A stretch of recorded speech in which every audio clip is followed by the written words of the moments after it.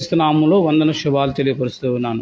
ప్రభు సహాయాన్ని బట్టి ఇప్పటి వరకు ఆరాధనలో ప్రభు సహాయం చేశారు. ఈ సమయంలో కొద్ది నిమిషాలు దేవుని వాక్యాన్ని మనం విందాం. రండి, అపోస్తుల కార్యాల గ్రంథం 5వ అధ్యాయం 11 వచనాల వరకు చదువుకుందాం. అపోస్తుల కార్యాల గ్రంథం 5వ అధ్యాయం 11 వచనాల వరకు నేను చదువుతాను. దయచేసి బైబిల్లో ఉన్నవారు తెరచి చూడాలని కోరుతూ ఉన్నాను. అన్నయ్య అని ఒక మనుషుడు తన భార్య అయిన సైపోరాతో ఏకమై పొలమమ్మెను. భార్య ఎరుకనే వాడు దానిని వెలలో కొంత దాచుకొని కొంత తెచ్చి అపోస్తుల పాదముల యొద్ద పెట్టెను. అప్పుడు పేతురు, అననీయ, నీ భూమి వెలలో కొంత దాచుకొని పరిశుద్ధాత్మను మోసపుచ్చుటకు సాతాను ఎందుకు నీ హృదయమును ప్రేరేపించెను? అది నీ యొద్ద ఉన్నప్పుడు నీదే కదా, అమ్మిన పిమ్మట అది నీ వశమై ఉండలేదా? ఎందుకు ఈ సంగతి నీ హృదయంలో ఉద్దేశించుకొనవు? నీవు మనుషులతో కాదు దేవునితోనే అబద్ధమాడితి అని వానితో చెప్పాను. అననీయ ఈ మాటలు వినుచూనే పడి ప్రాణం విడువగా వినిన వారి అందరికీ మిగుల భయం కలిగెను. అప్పుడు పరుచువారు లేచి వారిని బట్టతో చుట్టి మోసుకొని పోయి పాతిపెట్టిరి. ఇంచుమించు 3 గంటల సేపటికి వాని భార్య జరిగినది ఎరుగకే లోపలికి వచ్చెను. అప్పుడు పేతురు, మీరు ఆ భూమిని ఇంతకే అమ్మితిరా? నాతో చెప్పమని ఆమెను అడిగాను. అందుకు ఆమె, అవును, ఇంతకే అని చెప్పాను. అందుకు పేతురు, ప్రభు యొక్క ఆత్మను శోధించుటకు మీరెందుకు ఏకీభవించిరి? ఇదిగో, నీ పెనిమిటి పాతిపెట్టిన వారి పాదములు వాకిటనే ఉన్నవి, వారు నిన్ను మోసుకొని పోవుదురని ఆమెతో చెప్పాను. వెంటనే ఆమె అతని పాదముల యొద్ద పడి ప్రాణం విడిచెను. ఆ పడుచువారు లోపలికి వచ్చి ఆమెను చనిపోయినదని చూచి ఆమెను మోసుకొని పోయి ఆమెను పెనిమిటి యొద్ద పాతిపెట్టిరి. సంఘమంతటిని ఈ సంగతులు విని వారందరికీ మిగుల భయము కలిగెను. ప్రార్థన చేసుకుందాం. దయాళుడు అయిన తండ్రి, నీ ఘనమైన నామమును వందనాలు.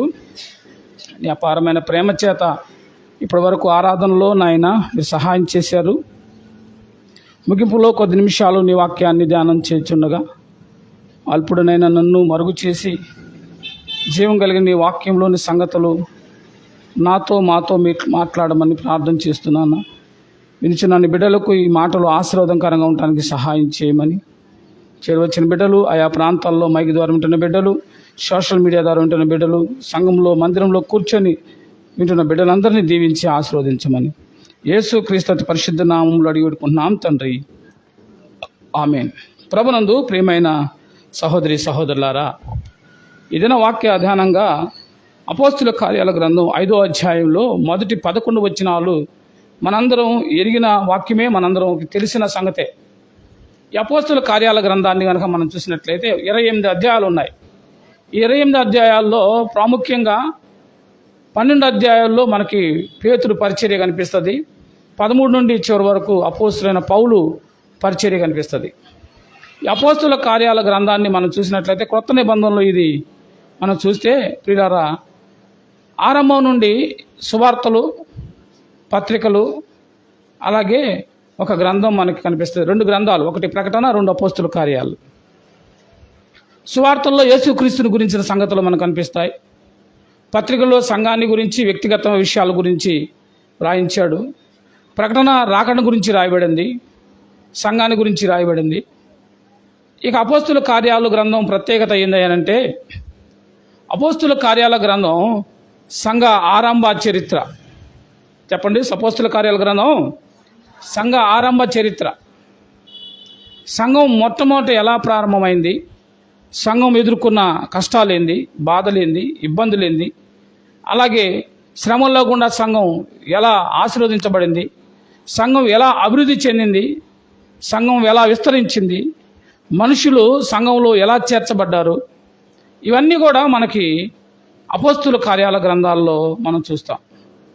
ప్రియులారా, ఇప్పుడు మనం చూసుకున్న ఈ వాక్యం మనం చూసినట్లయితే అపోస్తుల కార్యం 5వ అధ్యాయంలో సంఘం బాగా స్థిరపడుతున్న పరిస్థితుల్లో పేతురు వాక్యం చెప్పినప్పుడు మనం చూసినట్లయితే వచ్చిన 2వ అధ్యాయం 41వ వచనంలో 3,000 మంది వాక్యం విని మారుమనసు పొంది బాప్తిసం పొంది రక్షించబడి సంఘంలో చేర్చబడ్డాడు. అదే మనకు ఆ తర్వాత 4వ అధ్యాయంలోకి వచ్చేలేకే వచ్చిన 4లో వాక్యం విని వారు 5,000 మంది ఒకేసారి ఏమయ్యారు, వాక్యం విని నమ్మారు. ఈ విధంగా పేతురు చెప్పిన వాక్యం, అపోస్తులు చెప్పిన వాక్యం బోధ ద్వారా అనేకులు మార్పు చెందుతున్నారు, మారుతున్నారు. వారు మారి ప్రభువుని నమ్ముకొని సంఘంలో చేర్చబడుతున్నారు. మారేము అంటే మారేవు నీవు ఎక్కడుండాలమ్మా? స్కూళ్ళు చేరిన వాళ్ళు ఎక్కడుంటారు? కాలేజీ చేరిన వాళ్ళు ఎక్కడుంటారు? అంతేనా కాదా? వెళ్ళకపోతే ఏం చేస్తారు? ఏమండి, వెళ్ళకపోతే ఖచ్చితంగా టీచర్లు ప్రిన్సిపాల్ ఫోన్ చేసి తల్లిదండ్రులను పిలిపించి మీ పిల్లలు కాలేజీకి రాలేదు, ఎందుకు రాలేదు, పంపించండి అని అడుగుతారు కదా. అలాగే రక్షించబడిన వారు ఏం చేయాలా? సంఘంలో చేర్చబడాలి. రక్షించబడిన వారు 3,000 మంది 5,000 మంది వాక్యమిని మారుమనసు పొంది బాప్తిసం తీసుకొని సంఘంలో చేర్చబడ్డారు. సంఘంకి వస్తూ ఉన్నారు, సంఘంలో అంటుకట్టుబడతా ఉన్నారు. అదే పరిచర్య కొనసాగుతూ యెరూషలేములో సంఘం ఏమైందంటే బాగా అభివృద్ధి చెందింది. ఆ దినాల్లో ప్రజలు అనేక మంది గుంపులు కూడా వచ్చి అపోస్తుల బోధన వింటూ ఉన్నారు. ఆ క్రమంలో వాళ్ళు ఏం చేస్తూ ఉన్నారంటే వచ్చిన ముందుకెళ్ళినట్లయితే చాలామంది ఏం చేస్తున్నారు, మనం చూస్తే వచ్చి 4వ అధ్యాయం చివరి భాగంలో భూములైనను 34 వచ్చిన భూములైన నిండలైనను కలిగిన వారందరూ వాటిని అమ్మిన వాటిని వెల తెచ్చి అపోస్తుల పాదాల వద్ద పెట్టుచూ వచ్చిరి. ఏం చేస్తున్నారట?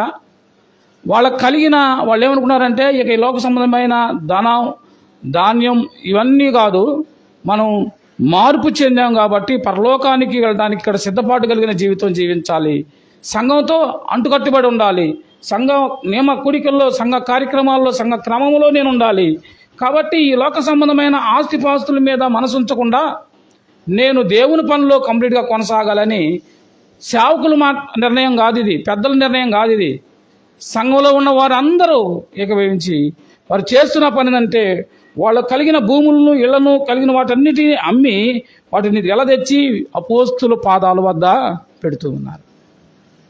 సంఘం మనందరం సమానం అనే ఒక చక్కని భావన కలుగు చేస్తున్నారు. ఇక్కడ ఉన్నవారని లేనివారని భేదాలు లేకుండా సంఘం విస్తరిస్తూ ఉంది, సంఘం ఐక్యంతో ఉంది, సంఘం క్రమంతో నడుస్తూ ఉంది. ఇంత చక్కగా జరుగుతూ సంఘం సంతోషంగా ఉన్న సమయంలో సంఘంలో ఒక గలిబిలి స్టార్ట్ అయింది. వీళ్ళు బయట వాళ్ళు కాదండి, సంఘంలో ఉన్నవారే, ప్రార్థన తెలిసిన వారే, వాక్యం ఎరిగిన వారే ఏం చేస్తూ ఉన్నారు మనం చూస్తూ ఉన్నాం. ఆ క్రమంలో ఒక వ్యక్తి, యేసోబు అనే వ్యక్తి తనకు ఉన్నది మొత్తం అమ్మేసి తీసుకొచ్చి ఏం చేస్తూ ఉన్నాడండి, భూమి కలిగిన వాడై ఉండి దాన్ని వెలదెచ్చి అపోస్తుల పాదాల వద్ద పెట్టినట్లుగా 36వ వచనం చూస్తాం. ఇతనికి 3 పేర్లు ఉన్నాయి. ఇతడు లేవీయుడగు యేసోబు, అలాగే హెచ్చరిక పుత్రుడని బర్నబా అని అంటాడు. ఆయన పేరు బర్నబా. ఏం చేశాడు ఈ బర్నబా అంటే ఆయన భూమి కలిగిన వాడు, ఇతడు భూమి కలిగిన వాడై ఉండి దాన్ని అమ్మి దాన్ని వెల తెచ్చి అపోస్తుల పాదాల వద్ద పెట్టాడు. మంచి ఆస్తిపరుడు అండి, ఆస్తి ఉంది, భూమి ఉంది, పొలాలు అనుకో, భూమి అనుకో, ఏదైనా. ఏం చేస్తున్నాడు? వాటన్నిటి అమ్మేసి తీసుకొచ్చి అపోస్తుల పాదాల వద్ద పెట్టడం అంటే సంఘానికి అప్పచెప్తూ ఉన్నాడు. సంఘం ఏం చేస్తుందంటే, సంఘంలో ఉన్న పెద్దలు ఏం చేస్తారంటే ఆ ఉన్న డబ్బంతా ఏం చేస్తారంటే ఎవరెవరు అక్కర కొలది వాళ్ళకి పంచి పెడతారు. ఎవరెవరికి అక్కర కొలది కదా, సంఘంలో ఎవరికి ఇబ్బంది ఉందో వాళ్ళ అక్కర కొలది వాళ్ళకి పంచి పెట్టేవాళ్ళు. అంటే ఇక్కడ ఉన్నవాళ్ళని లేదు, లేనివాడని లేదు, ఏ భేదం లేకుండా అందరూ సమానంగా ఉండాలి. అంటే సంఘంలో మనందరం ఇక్కడ మనకి ఎటువంటి భేదాలు భావాలు ఉండకూడదు. అసలు దేవుని బిడ్డలకు వారి మధ్యలో ఉన్నవారని లేనివారని భేదాలు ఉండకూడదు, తెల్లవాళ్ళు నల్లవాళ్ళని భేదాలు ఉండకూడదు కదా, ఆ దేశం వాళ్ళని ఆ ప్రాంతం వాళ్ళని ఆ ఊరోళ్ళు ఈ ఊరోళ్ళని భేదాలు ఉండకూడదు, ఆ మతం ఈ మతం అని భేదం ఉండకూడదు, ఆ కులం ఈ కులం అని భేదం ఉండదు, అలా భేదాలే ఉండకూడదు. ఎందుకంటే యేసుక్రీస్తు అందరికీ ప్రభు. మనుషులే ఇవన్నీ కలుగు చేసుకున్నారు. దేవుడు మతాన్ని స్థాపించాల, దేవుడు కులాన్ని స్థాపించాల, దేవుణ్ణి మనుషుల్ని వేరుగా ఉండమని ఆయన చెప్పాల. మనుషులు ఈ యొక్క అంతర భావాలు పెట్టుకున్నారు, మనుషులు అంతరాయాలు పెట్టుకున్నారు. పెద్దవాళ్ళు చిన్నవాళ్ళని, లేని వాళ్ళు ఉన్నవారని, వారు వీరని మనుషుల్లో భేదాలు కలుగు చేసుకున్నవాడు దేవుడు కాదు, భేదాలు కలుగు చేసిన వాడు మానవుడే. ప్రియులారా, అయితే సంఘంలో ఇవి ఉండనేకూడదు. అలా సంఘం చాలా విస్తరిస్తూ ఉంది, సంఘం బలపడుతుంది. సంఘం సంతోషంగా ఉన్న సమయంలో ఆ సంఘంలో ఏం జరుగుతుంది అని మనం చదువుకున్న ఈ భాగంలో 2 భార్యాభర్తలు కూడా సంఘంలో ఉన్నారు. వారిద్దరూ కలిసి ఏం చేశారో, దానివల్ల కలిగిన నష్టమేంటో, అలా ఉండకుండా ఉంటే మనకు వచ్చే లాభం ఏంటో దేవుడు ఈరోజు వాక్యం ద్వారా మనతో మాట్లాడుతున్నాడు. ఈరోజు వాక్యం యొక్క మరి గమనిస్తే వాక్యం ఏంటి అనంటే, మోసపరచడం వలన కలిగే నష్టం, మాట వినటం వలన కలిగే లాభం. చెప్పండి, మోసపరచడం వల్ల కలిగే నష్టం, మాట వినడం వల్ల కలిగే లాభం. నష్ట లాభాల గురించి ప్రభు ఈరోజు వాక్యంలో మనతో మాట్లాడుతున్నాడు. మన జీవితంలో ఎన్నో నష్టాలు లాభాలు ఉన్నాయి కదండి. ప్రతిరోజు మనం ఉదయం లేచిన వరకు సాయంత్రం వరకు కొన్ని మేలులు జరుగుతాయి, కొన్ని కీడులు జరుగుతాయి, కొన్ని లాభాలు ఉంటాయి, కొన్ని నష్టాలు ఉంటాయి. ఈ లోకంలో ఎప్పుడు కూడా మనం ప్రశాంతంగా ఉంటాం అనుకోవద్దు. జీవితం ఎత్తుపల్లాలుగా కొనసాగుతూ ఉంటుంది. కాబట్టి నేను ఎప్పుడు ప్రశాంతం కదా. ఈ లోకంలో ఉన్నంతకాలం క్రైస్తవ విశ్వాసి జీవితం పోరాటంతో కూడిన జీవితం, పోరాటం చేస్తూనే ఉండాలి. కనుక ఎదురయ్యే ప్రతి సమస్యను మనం వాక్యం ద్వారా, ప్రార్థన ద్వారా ఎదుర్కొంటూ ముందుకు కొనసాగాల. మన ముందు ఉంచబడిన పందెములో ఓర్పుతో, సహనంతో మనం ఏం చేయాలా?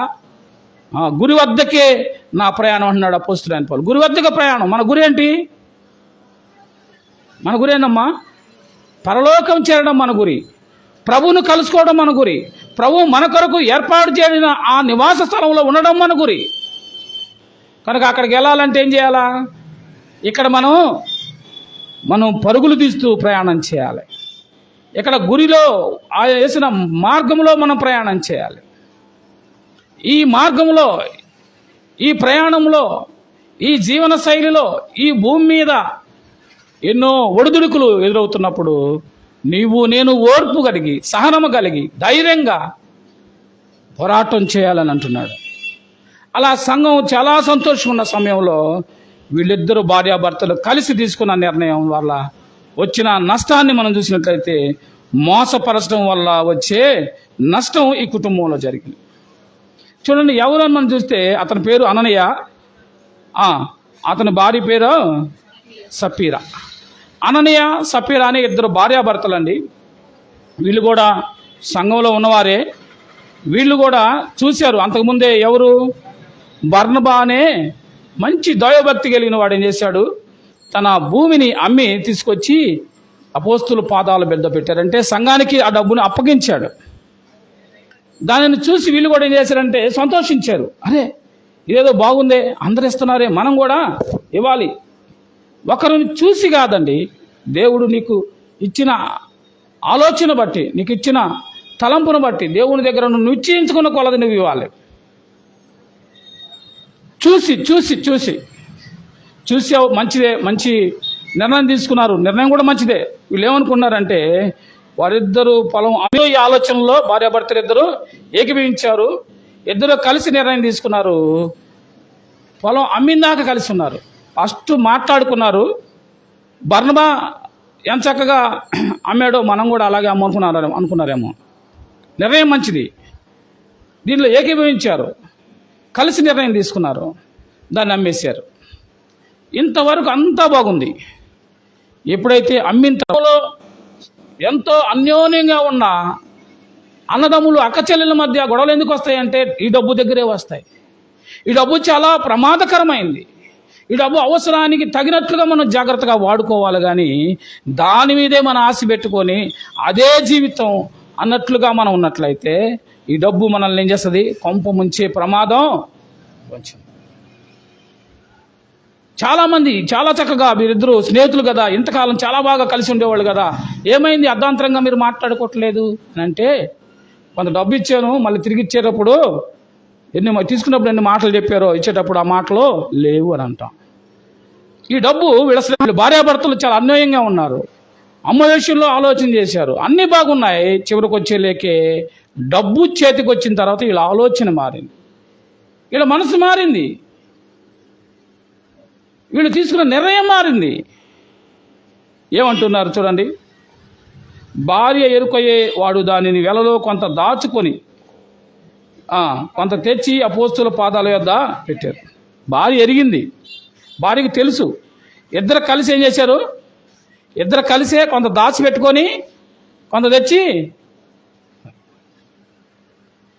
ఎవరిని మోసం చేస్తున్నారు వీళ్ళు చూడండి. వచ్చిన 3లో కొంత దాచుకొని పరిశుద్ధాత్మను మోసపుచ్చుటకు సాతాను ఎందుకు నీ హృదయమును, పేతురు మాట్లాడుతున్నాడు ఎవరితో?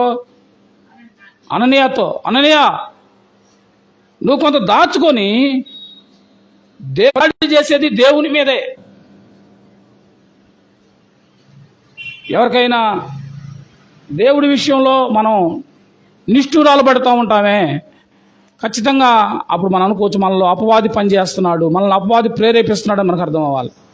ప్రార్థనకి వెళ్దామంటే ఏం వెళ్దాంలే, ప్రార్థన ఎక్కడ కూర్చుంటాం అక్కడ, ఎక్కడ వింటాం అక్కడ, ఏం ప్రార్థనలే, ఏవో ఇక్కడ కూడా ఉందిగా ఒక గంట కూర్చొని వద్దాంలే. అక్కడికి వెళ్తే అన్నీ వాక్యానుసారంగా జరగాలి, అన్నీ క్రమంగా ఉండాలి, అంతా దేవుడు చెప్పినట్టు జరగాలి అని అంటూ ఉంటారు.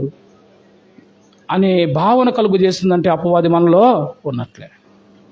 దేవుని వాక్యం వినటానికి కానీ దేవుని సంఘంలో ఉన్నవారే కానీ వీళ్ళని ఏం చేస్తుందట? సాతాను వీళ్ళని మోసపరుస్తుంది. సాతాను సోదరుడా సోదరి జాగ్రత్త. మన జీవితాలు కూడా ఈ సాతాను ఏం చేస్తాట? వాడు మోసం చేస్తాడు. సాతానుకు నీ హృదయాన్ని అతని హృదయాన్ని సాతాను నీ హృదయమును ప్రేరేపిస్తూ ఉంటుంది. దేవుని బిడ్డలు కూడా సాతాను ఏం చేస్తుంది? ప్రేరేపిస్తుంది. ఎప్పుడైతే నీ భక్తి జీవితాన్ని పాడు చేయాలని, నీ సంఘ జీవితాన్ని పాడు చేయాలని, నీ ఆత్మీయ జీవితాన్ని పాడు చేయాలని, నిన్ను సంఘం నుంచి బయటకు తీసుకురావాలని, నీ ఆత్మీయ జీవితాన్ని ఆరిపోవాలని అపవాది ప్రయత్నం చేస్తాడు. ఈ సందర్భంలో ఒక వాక్యం, ఒక జరిగిన సంఘటన, ఇంగ్లాండ్ దేశంలో జరిగిన సంఘటన మీకు గుర్తు చేస్తాను.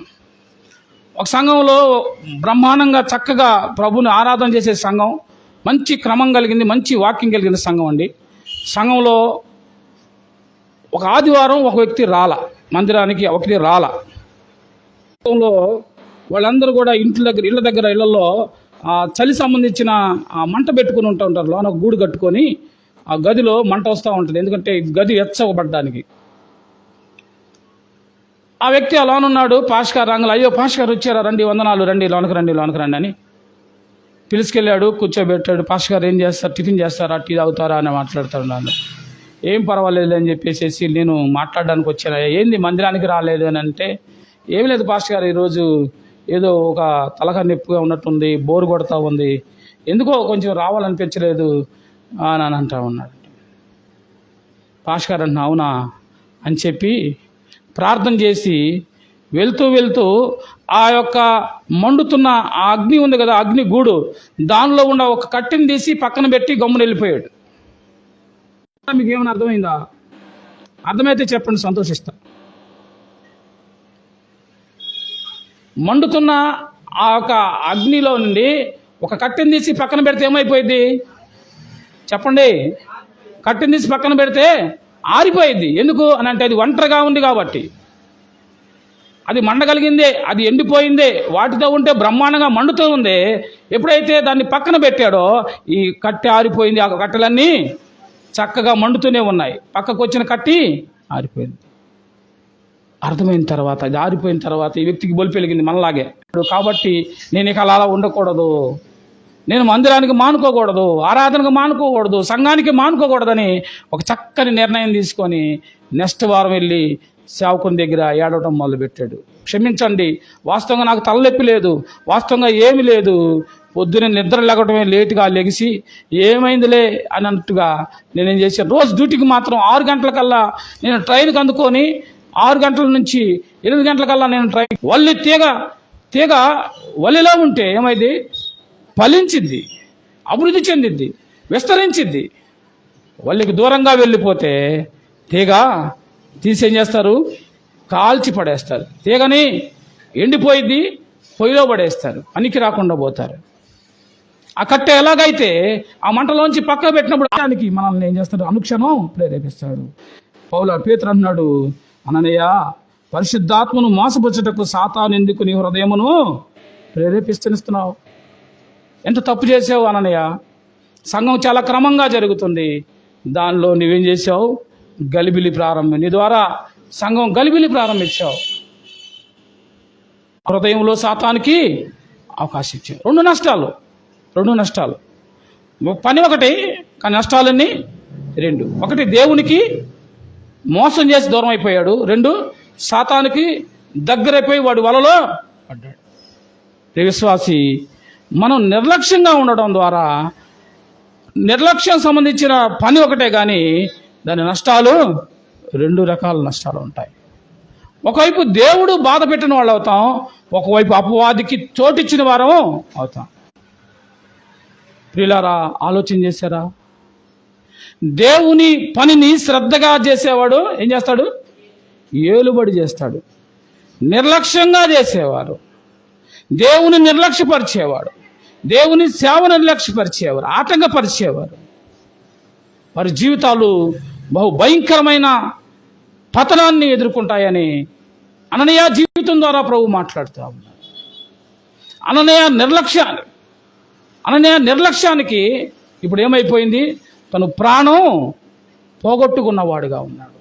దేనికి ప్రాణం పోగొట్టుకున్నాడు అంటే దేవుణ్ణి మోసం చేశాడు, అపవాదికి తావిచ్చాడు. అపవాదిని మీ వద్ద నుండి పారదోలనని వాక్యం చెప్తుంది, అపవాదికి చోటు వద్దని వాక్యం చెప్తుంది. దేవుని హృదయంలో చేర్చుకోండి. నీ హృదయంలో దేవుడు ఉంటే అపవాదిని దరికి రానే రాడు. యోబు జీవితాన్ని మనం చూసాం కదా. దేవుడు అన్నాడు సాతానుతో, ఇదిగో నా కుమారుడని యోబు సంగతి నువ్వు ఆలోచించావా? అతను భూమి మీద యథార్థవంతుడు, నీతివంతుడు, న్యాయవంతుడు, అతను యథార్థాన్ని వీడక ఉండేవాడు అని చెప్తా ఉంటే అపవాది అంటుంది, ఊరికే అతను భక్తి చేస్తున్నాడా? ఊరికే నీతిమంతుడిగా ఉన్నాడా? అతనికి ఏమిచ్చావు? 10 మంది చక్కని పిల్లల్ని ఇచ్చావు, అవండి పని వాళ్ళని ఇచ్చావు, ఆస్తిపాస్తులు ఇచ్చావు. కాబట్టి అన్నిటికంటే ముఖ్యంగా ఇంటి చుట్టూ ఏం చేసావు? ఇంటి చుట్టూ కంచి వేసావు. కాబట్టి అతను నిన్ను భక్తి చేస్తున్నాడు. అరుణోదయమున లేచి యోబు తన బిడ్డలని ప్రతి బిడ్డ కొరకు కూడా, జాన్ వెస్లీ వాళ్ళ అమ్మగారు గురించి మనం చూస్తే ఆమెకి సుమారుగా 16 మంది పిల్లలంట. 16 మంది పిల్లల కొరకు ఆ తల్లి ఏం చేసిద్దంటే ప్రతి రాత్రి వాళ్ళు వరుసగా పనుకుంటారు, ఒక హాస్టల్ లాగా ఉంటుంది. ఆమె సుమారుగా 2 గంటల మొదలు పెట్టిద్దో 3 గంటల మొదలు పెట్టిద్దో కానీ ప్రతి పిల్లోడి దగ్గరకు వచ్చేసి ఆ తల్లి ప్రార్థన చేసిద్ది. ఆ తర్వాత రెండో పిల్లోడు, మూడో పిల్లోడు, 4 అట్లా ఒక్కొక్క పిల్లను ప్రార్థన చేసి, మనమైతే అందరు కలిపి ప్రభువా నా బిడ్డలను కాపాడు మనకుండి. యోబు తన బిడ్డల నిమిత్తం ఒక్కొక్కరి నిమిత్తం ఆయన చేసి అరుణోదయం వాళ్ళు అర్పించాడు. ఇప్పుడు అపవాదం ఉంటుందంటే ఆయన భక్తి చేస్తున్నాడు, బాగానే ఉందిలేయ్యా, ఆస్తి ఉంది, పిల్లలు ఉన్నారు, పనివాళ్ళు ఉన్నారు, ఇంటి చుట్టూ కంచేసేవాడు భక్తి చేస్తున్నాడు. ఒకసారి ఆస్తి తీసేసాయి, ఆ పిల్లల్ని తీసేసాయి, ఆరోగ్యాన్ని తీసేసాయి, కంచి తీసేసే పని ఎవరిదండి? చెప్పండి. ఇచ్చే పని దేవుడు. ఆరోగ్యం ఇచ్చినవాడు దేవుడు, బిడ్డలు ఇచ్చినవాడు దేవుడు, భార్యని ఇచ్చినవాడు దేవుడు, ఆస్తిని ఇచ్చినవాడు దేవుడు, పనివారిని ఇచ్చినవాడు దేవుడు. సాతానేమో మానవుణ్ణి పతనమయ్యే వరకు వదిలిపెట్టాడు, వాడు ప్రాణం పోయేబట్టి వదిలిపెట్టాడు. యోబును కూడా ఖచ్చితంగా దేవుడు కనుక అక్కడ ఆ షరతు పెట్టకపోతే యోబును కూడా బహుశా చంపేసేవాడేమో. దేవుడు ఏమన్నాడు తెలుసా? ఇదిగో యోబు నీ ముందున్నాడు, కంచి తీస్తున్నా, బిడ్డలు నీకే అప్పచెప్తున్నా, యోబు శరీరాన్ని నీకే అప్పచెప్తున్నా, యోబు పని వాళ్ళని అప్పచెప్తున్నా, ఆస్తి అప్పచెప్తున్నా, అన్ని అప్పచెప్తున్నాను, కానీ అతను ప్రాణం జోలికి మాత్రం నువ్వు వెళ్ళటానికి వీలు లేదు. ఆస్తి పోయింది, ఆరోగ్యం పోయింది, చుట్టూన్న కంచి దేవుడు తీసేశాడు. ఇన్ని సమస్యలు ఒకేసారి వచ్చి మీద పడ్డాయి. కుటుంబంలో సంతోషం, భార్య బిడ్డలు సంతోషంగా పనివారు అందించేవారు, ఆస్తిపాస్తులు, భక్తి జీవితం, రోజు చక్కగా ఆనందించేవాళ్ళు. ఈరోజు ఆ కుటుంబం ఏమైపోయింది? ఆ కుటుంబం పిల్లలు లేరు, ఆస్తి లేదు, పనివాళ్ళు లేరు. భర్తకి కష్టం వచ్చింది, భార్య కూడా మానసికంగా బిడ్డలు లేని బాధ, తల్లి ఎంత వేదన పడుతుందో, ఆస్తిపాస్తులు పోతుంది, బాధపడుతుంది. భర్త కళ్ళ ముందే కురుపిగా మారాడు, శరీరం అంతా గాయాల పాలైంది. భార్య వచ్చి అంటుంది, అయ్యా నేను ఇక తట్టుకోలేను, నేను నిన్ను ఇలా చూడలేను, రాజులా. నా మాటలొద్దు, వాక్యంలో ఏది ఉందో మనం అదే తీసుకుందాం. సొంత మాటలు ఒక్క మాట కూడా మీరు తీసుకోవద్దు. వాక్యంలో దేవుడు ఏదైతే రాయించాడో, వాక్యంలో ఏదైతే జరిగిందో దానిని మాత్రం తీసుకొని దాని ద్వారా పాఠాలు నేర్చుకొని దానిలాగా వాక్యంలాగా మనం వాక్యానుసారంగా జీవిద్దాం. మనుషుల యొక్క ఇచ్చికలు, నా అభిప్రాయాలు మనకు అవసరం లేనే లేదు. చనిపోకూడదంటే ఆయన ఏమన్నాడు తెలుసా? అంతలా మాట అన్న భార్యతో, అమ్మా మూర్ఖురాలు మాట్లాడినట్టు నువ్వు మాట్లాడొద్దు. ఆ మాట మూర్ఖులు మాట్లాడతారు, నీ నోట ఆ మాట రాకూడదు. నువ్వు దేవుని బిడ్డవి, నువ్వు దేవుని సేవకుని బిడ్డవి, భార్యవి, నువ్వు భక్తి గల కుటుంబం కలిగిన వారు, నువ్వు క్రైస్తవ వాళ్ళవి, నువ్వు దేవుని బిడ్డ ఎలాగ ఉండాలా? లోకస్తుల్లాగా మనం ఉండకూడదు, లోకస్తుల్లాగా మనం మాట్లాడకూడదు, లోకస్తుల్లాగా మనం ప్రవర్తించకూడదు, లోకస్తులు వెళ్ళే స్థలాలకు మనం వెళ్ళకూడదు. నువ్వు ప్రత్యేకం. పరిచయపడిన వారందరినీ సంఘంగా ఆయన ఏర్పాటు చేసి ఒక మందిరాన్ని ఇచ్చి ఆ సంఘంలో నీవు ఉండి దేవుని బిడ్డగా నీవు మండుచున్న అగ్నిలాగా, వెలుగుతున్న దీపంలాగా ఉండాలని దేవుడు కోరుకుంటున్నాడు. నీవు వెలుగుతూ అనేకులకు వెలుగుని ప్రకటించేవారుగా, లేకపోతే వెలుగుని ప్రచురించేవారుగా నీవు ఉండాలని కోరుకుంటున్నాడు. సంఘములో ఉంటే సంఘములో ఏముంటుంది? దేవుని యొక్క ఎలా ఉండమన్నాడు తిమోతికి అపోస్తలుడైన పౌలు రాస్తూ ఉన్నాడు. మొదటి పత్రిక 4వ అధ్యాయం 12వ వచనం.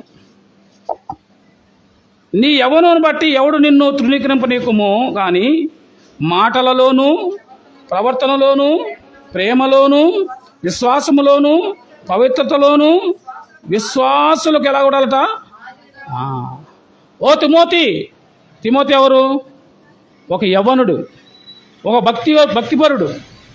ఆ పవిత్రతలోను ఎలా ఉండాలట? విశ్వాసులకే మాదిరి, లోకస్తులకు మాదిరి కాదు, లోకంలో ఉండే వాళ్ళందరికీ మాదిరి కాదు. నువ్వెవరికి మాదిరి? నువ్వు ఏ సంఘంలో ఉన్నావో నీ తోటి విశ్వాసుల్లోనే నువ్వు ప్రత్యేకంగా ఒక మాదిరి కలిగిన జీవితం జీవించాలన్నాడు. మనం పోటీ పడాల్సింది ఎవరితో? మన తోటి విశ్వాసులతో పోటీపడి మనం కూడా మాదిరికరమైన జీవితం జీవించాలి. మనం లోకంతో పోటీ పడకూడదు, మనం లోకస్తులతో పోటీ పడకూడదు. బయట ఉన్నవన్నీ అవి భ్రమ అనే సత్యాన్ని మనం గుర్తిరగాలి. లోకంలో ఉన్నదంతా పాపం, లోకంలో ఉన్నదంతా అపవిత్రత. లోకం మనల్ని ఎప్పుడు కూడా చేస్తే మాయ చేస్తుంది, ఇది కపటమైన మాయలోకం. చూడడానికి కళ్ళకు అది ఎట్లా ఉంటుందంటే అది ఒక ఎండమావులాగా ఉంటుంది. దూరం నుంచి చూసినప్పుడు అక్కడ నీళ్లు ఉన్నాయి అనిపిస్తుంది కదా. చాలాసార్లు బైపాస్లో వెళ్తూ ఉంటే మంచి ఎండ టైంలో చాలా దూరం నుంచి నడి రోడ్లో చాలా నీళ్లు కుంటున్నట్టు ఉంటుంది. దగ్గరికి వెళ్తే ఏముండదు, దాన్నే ఎండమావు అంటారు. లోకం కూడా అలాగే ఉంటుంది. లోకం రంగుల వలయం, నిన్ను భ్రమపరిచిద్ది. అబ్బో వాళ్ళలాగుంటే బాగుండు, వీడలాగుంటే బాగుండు, వాళ్ళు భలే ఉన్నారు అనుకుంటాం. కానీ దగ్గరికి వెళ్ళి వాళ్ళ జీవితాలు పరిశీలిస్తే మనకు తెలిసిద్ది. ఆ దగ్గరికి వెళ్ళి వాళ్ళ జీవితాన్ని పరిశీలించే లోపు వాళ్ళకంటే ప్రమాదంలో మనం ఉంటాం. అందుకనే జాగ్రత్త అని అపోస్తలుడైన పౌలు తిమోతిని హెచ్చరిస్తున్నాడు. నువ్వు మాదిరిగా ఉండాల్సింది ఎవరితో అంటే నీ తోటి విశ్వాసులతో మాదిరి, నీతో కలిసి ఆరాధన చేసేవారితో మాదిరి, ఒక మాదిరి కలిగిన జీవితం నీవు జీవించాలని పౌలు తిమోతిని హెచ్చరిస్తూ ఉన్నాడండి. అదే తిమోతి పత్రికలోనే 1వ అధ్యాయం 19వ వచనంలో ఈ మాటలు ఉంటాయి. 1వ అధ్యాయం అట్టి మనస్సాక్షిని కొందరు తోసివేసి విశ్వాస విషయమై వాడ బద్దలైపోయిన వారి వలె ఏమైపోయారట? విశ్వాసాన్ని ఏం చేశారు చెప్పండి? విశ్వాసాన్ని త్రోసివేశారు కదా. అననీయ ఏం చేశాడు? తన విశ్వాసాన్ని త్రోసివేసేసాడు, పక్కన పెట్టేశాడు. తద్వారా భయంకరమైన నష్టం. వాడ బద్దలైన వారి వలె ఉండాలని చెబుతూ ఉన్నాడు తిమోతికి పౌలు జీవితంలో కూడా ఇదే జరిగిందండి. పౌలు దేవుని వాక్యాన్ని ప్రకటిస్తున్నప్పుడు, పౌలు పరిచర్య చేస్తున్నప్పుడు, పౌలుని బందీగా పట్టుకొని పౌలుని ఏం చేయాలనంటే తీర్పు చేయడం కొరకు వారు సముద్ర ప్రయాణం చేసి బయలుదేరుతా వెళ్తున్నారు. రండి వాక్యంలో చూద్దాం. అపోస్తుల కార్యాల గ్రంథం 27వ అధ్యాయం 9వ వచనం చూద్దాం. అపోస్తుల కార్యాల గ్రంథం 27వ అధ్యాయం 9వ వచనం. ముగింపులో ఉన్నాడు పౌలు జీవితం. చాలా కాలమైన తర్వాత ఉపవాస దినము కూడా అప్పటికి గతించినందున ప్రయాణం చేత అపాయకరమై ఉండెను. అప్పుడు పౌలు, అయ్యలారా, మన ప్రయాణం వలన సరుకులు ఓడలు మాత్రమే కాక మన ప్రాణములు కూడా హానియు బహు నష్టమును కలుగునని మాకు తోచున్నదని వాడిని హెచ్చరించిరి. అయినను శతాధిపతి పౌతులు చెప్పినది నమ్మక నావికుడు ఓడ యజమానుడు చెప్పినదే నమ్మాల్సిన వారు నా మాట నమ్మకుండా, దేవుని సేవకుని మాట నమ్మకుండా వేరొకరి మాట నమ్మాడు. ఎవరెవరు? ఓడ యజమానుడు చెప్పింది, నావికుడు చెప్పిందే నమ్మాడు. తద్వారా చాలా ప్రమాదం జరిగింది. అయ్యా, ఈ ఓడ ప్రయాణం చాలా ప్రమాదకరంగా ఉంది అని చెప్పి పౌలు చెప్తా ఉంటే వినకుండా ప్రయాణం చేయడం ద్వారా ఆ పడవ ప్రయాణం ఎంత ప్రమాదకరంగా వెళ్ళిపోయిందంటే చివరికి భయంకరమైన ఆటుపోట్లు ఎదురైపోయి ఆ ఓడలో సుమారుగా 276 మంది అందులో ఉన్నారు. నంబర్ కూడా రాయబడింది చూడండి. వచ్చిన 37లో 27:37 ఓడలో ఉన్న మేమందరము 276. ఎంతమంది ఉన్నారట? 276 అంటే పెద్ద ఓడ అది. ప్రియులారా, ఆ ఓడలో ప్రయాణం చేసి బయలుదేరుతూ ఉన్నారు. వచ్చిన 21లో మనం చూసినట్లయితే ఏమైంది? వచ్చిన 21, కొన్ని దినములైన తర్వాత సూర్యుడు నక్షత్రమును లైనను కనబడక పెద్ద గాలి మా మీద కొట్టినందున ప్రాణములతో తప్పించుకుందామని ఆశ బొత్తిగా ఏమైందండి? ప్రాణాలతో తప్పించుకుంటామని ఆశ కూడా లేదు. 276 మందికి ప్రాణాల మీద ఆశపోయింది. ఎందుకంటే వాళ్ళు సముద్రంలో ఇరుక్కుపోయారు. సముద్రంలో చాలా ప్రమాదాలు ఉంటాయండి. ఆ దినాల్లో ఇప్పుడులాగా ఆ ఓడలు మిషన్ ఓడలు కావు. తెరసాపలు వేసుకెళ్ళేవాళ్ళు. కొన్ని బోట్లు ఉంటాయి అనుకోండి అప్పుడు కూడా. అయితే వాళ్ళ ప్రయాణాలు ఆ గాలికి తగినట్టుగా ప్రయాణాలు ఉండేవి. ఎక్కువగా తెరసాపలతో వెళ్ళేవాళ్ళు గాలి వీచేదాన్ని బట్టి వెళ్తారు. ఆ మధ్యలో గాలి వానలు వస్తాయి, తుఫాన్లు వస్తాయి, ఓడలు అల్లకొల్లం అవుతాయి కదా. యోనా యొక్క మరి పత్రికలో, యోనా యొక్క గ్రంథంలో కూడా ఓడమైపోయింది. భయంకరమైన గాలి తుఫాన్లో చిక్కుకుంది. ఓడను తేలిక చేయాలని ప్రయత్నం చేశారు. ఎంత ప్రయత్నం చేసినా కుదరలేదు. ఇది దేవుడు పంపించిన ఉగ్రత గనక యోనాకు తెలిసిపోయింది. ఏమన్నా, నన్ను బట్టే ఈ తుఫాను వచ్చింది కాబట్టి నన్ను ఎత్తి సముద్రం.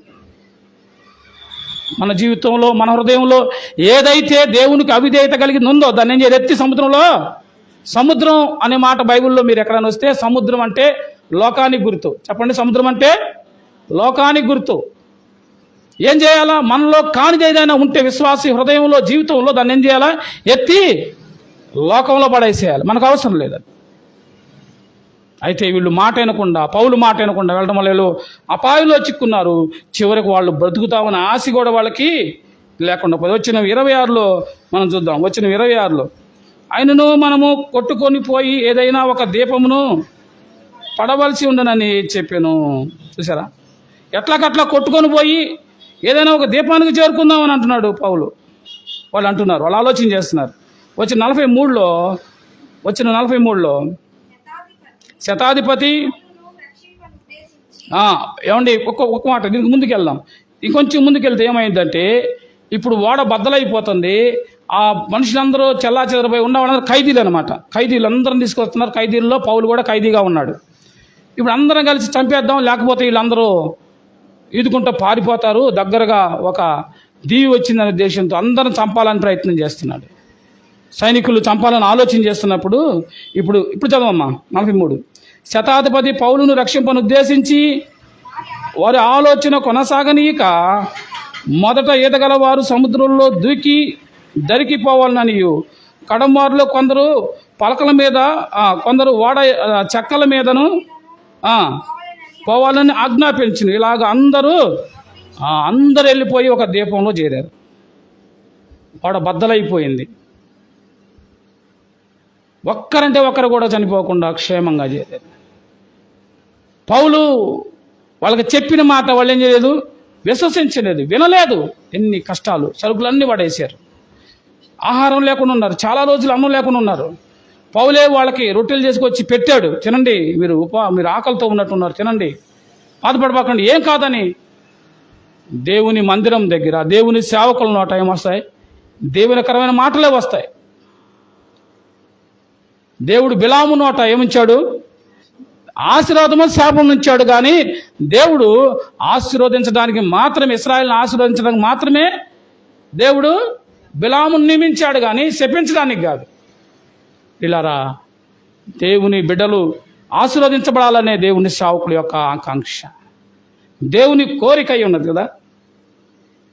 ఆదికాండం 16వ అధ్యాయం 21వ వచనం. ఎన్ని నష్టాలు మనం చూస్తూ ఉన్నాం. ఆదికాండం 16వ అధ్యాయం 20. అబ్రహాము శారా మాట వినను కాబట్టి ఏమైపోయింది? భయంకరమైన నష్టం. అబ్రహాము శారా మాట అన్నాడు. దేవుడు వాగ్దానం చేశాడు, బిడ్డనిస్తానన్నాడు, నమ్మమన్నాడు, నీ యొక్క వంశాన్ని చేస్తాను, ఆకాశ నక్షత్రంలాగా చేస్తానన్నాడు, ఆశీర్వదిస్తానన్నాడు. ఎదురు చూడాల్సింది. ఏం చేసింది శారా? చూసి ఏమయ్యా, ఈమె పిల్లలు నాతో పుట్టేటట్లు లేదు, నేను ముసలిదాన్ని అయిపోయాను కాబట్టి ఇదిగో నా దాసిని తీసుకొని నువ్వేం చేయాలా? బిడ్డలను కనమంది. తద్వారా ఎంత నష్టం జరిగిందో మీకు తెలుసు. ఇప్పటికీ ప్రపంచంలో అల్లకొల్లాలం జరుగుతుంది. ఇరాన్ ఇస్రాయేల్ యుద్ధం, గాజా యుద్ధం, ప్రపంచంలో ఇన్ని యుద్ధాలు ఎందుకు జరుగుతున్నాయి అని అంటే అబ్రహాం ఏం చేశాడు? అబ్రహాము శారా మాట విన్నాడు. దాని ద్వారా నష్టం జరిగింది. నీవు నేను దేవుని మాట వినాలి, లోకస్తుల మాట కాదు, లోక సంబంధమైన మాటలు కాదు. లోకంలో ఎన్నో చాలా స్వీట్గా ఉంటాయి మాట్లాడటం. ఆ మాట ప్రమాదకరమైన సంగతి నువ్వు వివేచించాలి. నువ్వు పాము వలె వివేకం కలిగి, పామును వలె నిష్కపటం కలిగి నీవు ఉండాలంటున్నాడు కదా. అదే ఆదికాండం 31వ అధ్యాయం 1వ వచనంలో లాబాను కూడా ఏం చేశాడంటే కుమారులు మాట విన్నాడు. కదండి, సమయం లేదు కాబట్టి నేను చదివిట్లేదు, మీరు గుర్తుపెట్టుకుంటారని చెప్తున్నాను. లాబాను అల్లుడు యాకోబు కదా. యాకోబు ఆశీర్వదించబడ్డాడు. ఈ సంగతి కుమారులు కళ్ళకు పడింది. కుమారులు ఉన్నారు, కానీ అబ్రహాము క్షమించండి, దేవుడు యాకోబును బట్టి లాబాను ఇంటిను ఆశీర్వదించాడు. యాకోబు కూడా ఆ మాట అడిగినప్పుడు యాకోబు కొంత వాటా ఇస్తే అతను అభివృద్ధి చెందుతున్నాడు. సార్లు గల గొర్రెలు కోరుకున్నాడు, కానీ అభివృద్ధి చెందుతుంటే వాళ్ళు భరించలేక కుమారులు తండ్రికి తెలిసేటట్టు మాట్లాడుకుంటే లాబాను కుమారులు మాట విని ఏం చేశాడంటే నష్టం చేశాడు. వాళ్ళు వెళ్ళిపోవాలనుకుంటే నష్టం, వెంటబడ్డాడు, వెళ్ళనీయకూడదు అనుకున్నాడు. ఎన్ని ప్రయత్నాలు చేశాడు. ఎవరు యాకోబు అనేది లాబానికి తెలుసా లేదా? తెలుసు. నిన్ను బట్టే దేవుడు నన్ను ఆశీర్వదించాడని చెప్పిన లాబానికి యాకోబు గురించి తెలీదా? తెలియదంటే అవివేకం. తెలుసు కానీ కుమారుల మాట విన్నాడు. లోకానికి తెలియదా? యేసుక్రీస్తు ప్రభు యొక్క మహిమ తెలియదా? ఆయన మందిరం యొక్క విలువ తెలియదా? ఆయన వాక్యం యొక్క విలువ తెలియదా? తెలుసు కానీ అయినా కానీ ఆయన మీద తిరుగుబాటు చేశారు. భయంకరమైన తిరుగుబాటు చేశారు. యేసుక్రీస్తు మీద తిరుగుబాటు చేశారు. ఏమైపోయాడు? ఇస్కరియోతు యూదా అర్ధాంతరంగా తన ప్రాణాన్ని విడిచిపెట్టాడు. ఆలోచించండి ప్రియులారా, సమూయేలు మొదటి గ్రంథం 15వ అధ్యాయం 22వ వచనంలో ఏమంటున్నాడు? సమూయేలు మొదటి గ్రంథం 15వ అధ్యాయం 22వ వచనాన్ని చదువుకుందాం. మాట వినుట సమూయేలు తన సెలవిచ్చిన ఆజ్ఞను ఒకడు గైకొనుట వలన యెహోవా సంతోషించినట్లు ఒకడు దహన బలులను అర్పించుట వలన ఆయన సంతోషించిన ఆలోచించును. బలులు అర్పించుట కంటే ఆజ్ఞను గైకొనుట, పొట్టేళ్ల కొవ్వు అర్పించుట కంటే మాట వినుట శ్రేష్టం. చూడండి, నాకు కావాల్సిన వాక్యం ఇది.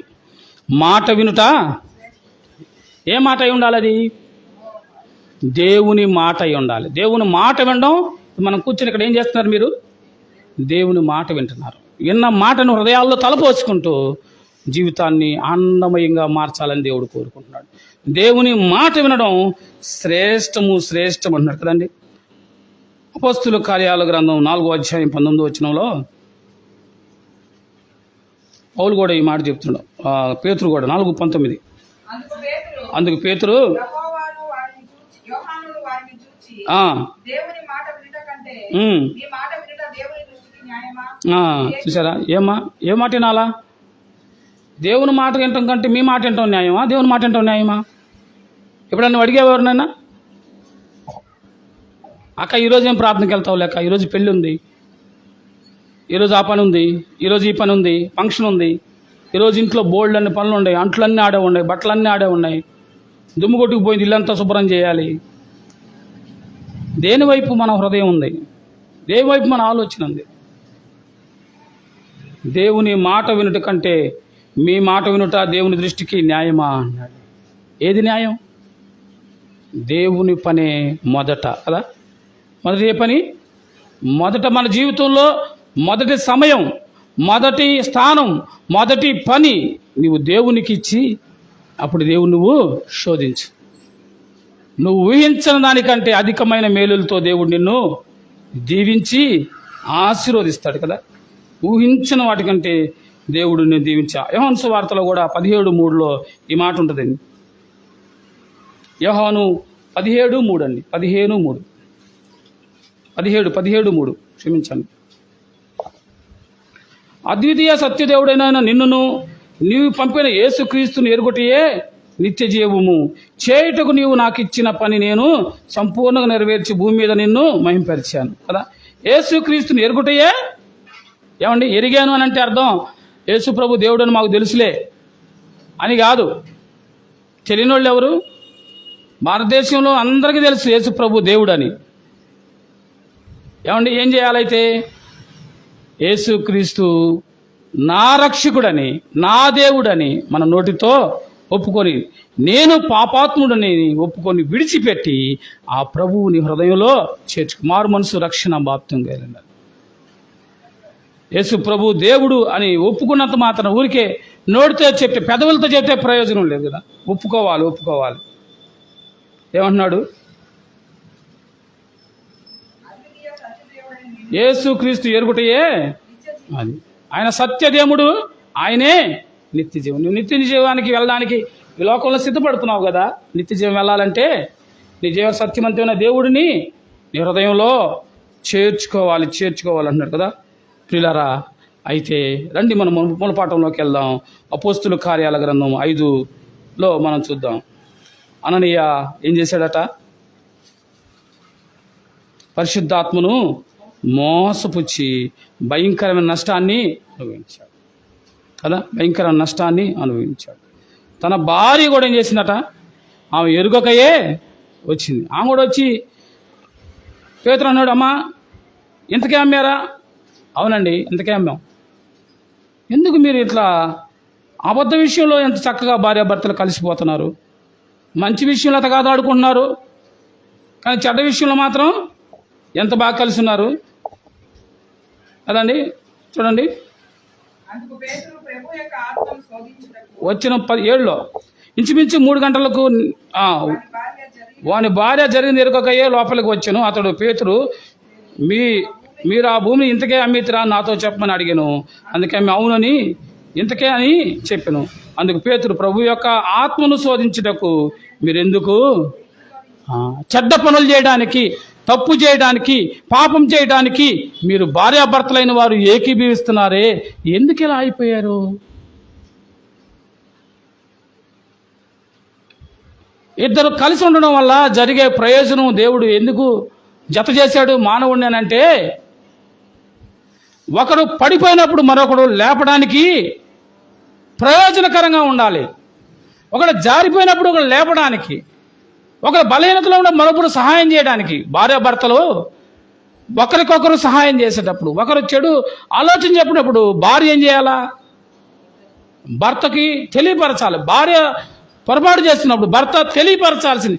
మంచికి ఏకీభవించాల్సిన వారు మంచిలో జీవితాన్ని కొనసాగించడానికి ఏకీభవించడానికి దేవుడు మిమ్మల్ని ఏర్పాటు చేస్తే, ఈ భార్యాభర్తలు చెడ్డకు కొరకు ఏం చేస్తున్నారట? ఏకీభవిస్తున్నారు. చెడ్డ పని చేయడానికి ఏకీభవిస్తున్నారు. జాగ్రత్త సోదరుడు సోదరి. తన ద్వారా ఏమైంది? భయంకరమైన నష్టం. భార్య జీవితం అలాగే ఉంది, భర్త జీవితం అంతా ఉంది. దేవునికి వ్యతిరేకమైన జీవితాలు. తద్వారా అననీయ ఏం చేయబోయాడు? అక్కడే పడి చనిపోయాడు. సఫీరా కూడా అక్కడే పడి చనిపోయాడు. కాబట్టి ప్రియులారా, మోసపరచడం ద్వారా, పరిశుద్ధాత్మను దేవుణ్ణి మోసపరచడం ద్వారా, దేవుణ్ణి అవలేళన చేయడం ద్వారా, దేవుని వాక్యాన్ని అడ్డగించడం ద్వారా, దేవుని పనిని ఆటంకపరచడం ద్వారా అననీయ సఫీరాల జీవితం బహు దౌర్భాగ్యంగా అర్ధంతరంగా ముగిసిపోయింది. జాగ్రత్త సోదరుడా. దేవుని విషయంలో భయం కలిగి, భక్తి కలిగి మనం వినాలి. దేవుని మాట వినడం శ్రేష్టం కదా. కొంతమంది మాట విన్నారు, నష్టం జరిగింది. అబ్రహాము శారా మాట విన్నాడు. మాట వినాలి కానీ అన్ని మాటలుగా వినాల్సింది. దేవుని మాట వినాల. అబ్రహాము శారా మాట విన్నాడు, నష్టపోయాడు. లాబాను కుమారుల మాట విన్నాడు, నష్టపోయాడు. జాగ్రత్త సోదరుడా సోదరి. దేవుని మాట వినటం శ్రేష్టం. దేవుని మాట వినటం వల్ల ప్రయోజనకరం. దేవుని మాట యేసు ప్రభు అని అన్నాడు, ఆయన తండ్రి మాట విన్నవాడుగా ఉన్నాడు. తండ్రి వీరేమి చేయుచున్నారు, వీరెరువురు కనుక వీరిని క్షమించమని అంటున్నాడు. క్షమాగుణాన్ని ఇచ్చాడు. ప్రియులారా, మనం దేవుని మాట విని దేవుని ఆశీర్వాదాలు పొందుకొని ఈ లోకంలో ఒక మంచి భక్తి కలిగిన జీవితం, ఒక భయం కలిగిన జీవితం, దేవుని యందు నమ్మిక కలిగిన జీవితం, యథార్థమైన జీవితం, యోబు వలె విజయం కలిగిన జీవితం జీవించాలని దేవుడు కోరుకుంటున్నాడు. యోబు ఏమైంది తర్వాత? యోబు భక్తి యోబుకు శక్తినిచ్చిందా లేదా? చెప్పండి, నేను ముగిస్తున్నాను, ప్రార్థన చేస్తాను. యోబు భక్తి యోబుకు శక్తినిచ్చిందా లేదా? భార్య ఒకవైపు ఏం చేసింది? ఒక సమయంలో బలహీనపరచాలని ప్రయత్నం చేసింది.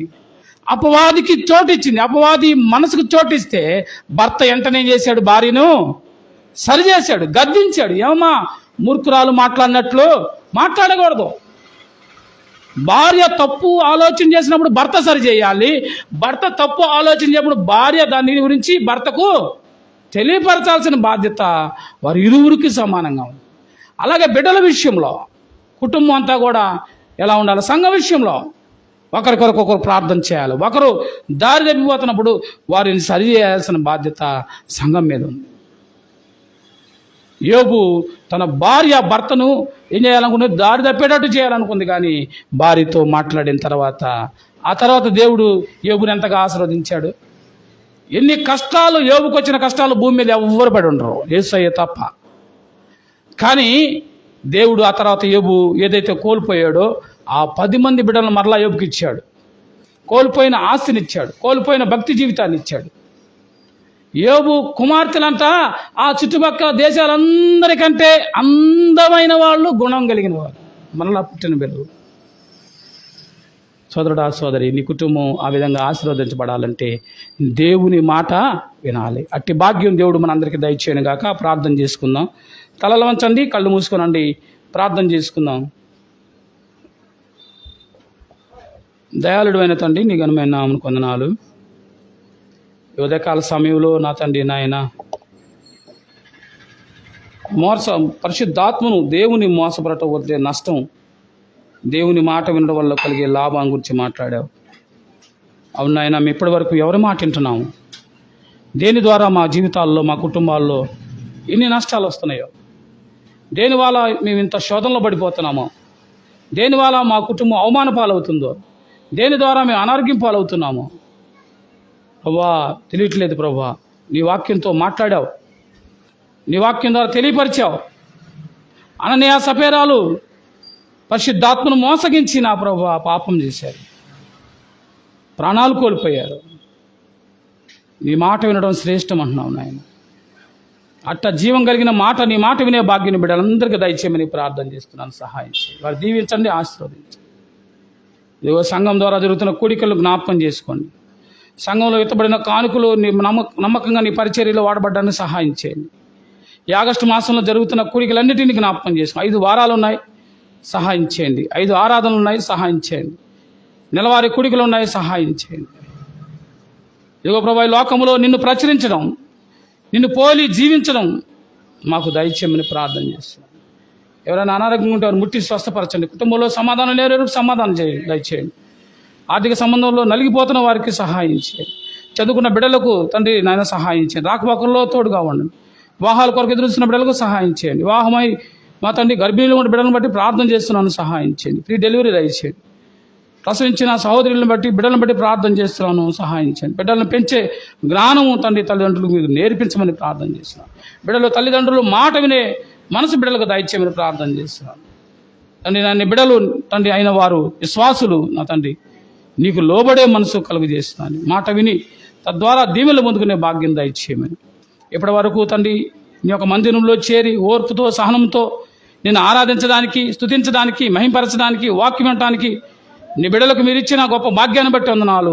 అందులో బట్టి రావాల్సిన మేలులు చేరువచ్చిన బిడ్డలందరికీ మీరు దయచేయమని. గృహాలకు వెళ్తున్నారు, మరలా వచ్చే వారం మేము కలుసుకున్నంత వరకు మీరు మాకు తోడుగా ఉండము. మా రక్షకుడు, మా విమోచకుడైన యేసు క్రీస్తు అతి పరిశుద్ధ నామములో అడిగి వేడుకొనుచున్నాము తండ్రి, ఆమేన్. మన తండ్రి అయిన దేవుని నుండి, ప్రభు అయిన యేసు క్రీస్తు నుండి పరిశుద్ధాత్మ సహాయము సకల పరిశుద్ధులకు మనందరికీ తోడయండి ఆశీర్వదించును గాక, ఆమేన్. మా అందరికి వందనాలు. దేవుడు మిమ్మల్ని దీవించి ఆశీర్వదించును గాక. God bless you. నేను చెప్పిన ప్రకారమే మిమ్మల్ని ఒక పావు గంట ముందే వదిలిపెడతానన్నాను. దాదాపుగా 18 నిమిషాలు ముందే విడిచిపెట్టాను. కాబట్టి మరి సంఘ సోదరీలు మరి మంగళవారాన్ని గురించి మాట్లాడుకొని వెళ్ళాలని కోరుతాను. మిగతా వాళ్ళందరికీ కూడా వందనాలు.